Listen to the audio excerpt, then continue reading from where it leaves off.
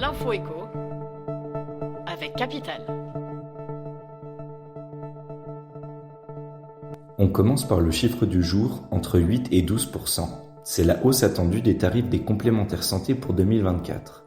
Les assureurs la justifient notamment par le vieillissement de la population, mais aussi par les transferts de charges de l'assurance maladie vers les complémentaires santé, à l'image des soins dentaires. Afin d'alléger la facture des assurés, le gouvernement appelle les Français à faire jouer la concurrence.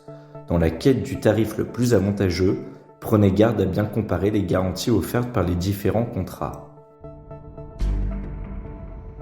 On enchaîne avec le mot du jour archaïque. Dans son rapport sur la fiscalité du logement, la Cour des comptes juge la taxe foncière archaïque et inégalitaire.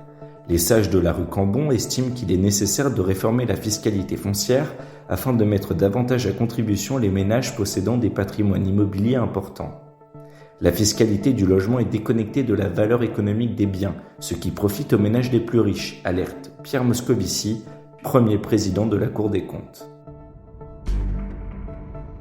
On poursuit avec une bonne nouvelle pour certains parents. Le gouvernement veut effacer les inégalités de reste à charge entre les familles liées au mode de garde de leurs enfants.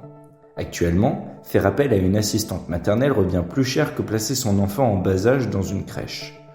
En réformant le calcul du complément de libre choix du mode de garde, l'exécutif vise à aligner le coût d'une assistante maternelle sur celui d'un accueil en crèche.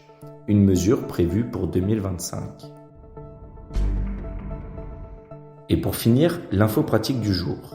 Lundi, le Parlement a adopté la proposition de loi visant à prolonger d'1 an la possibilité d'acheter tout produit alimentaire avec des titres restaurants. Ainsi, vous pourrez continuer à régler les pâtes, la farine, le riz ou encore les conserves avec un ticket restaurant ou bien une carte restaurant. Et cela jusqu'à la fin de l'année 2024. C'était l'info éco avec Capital.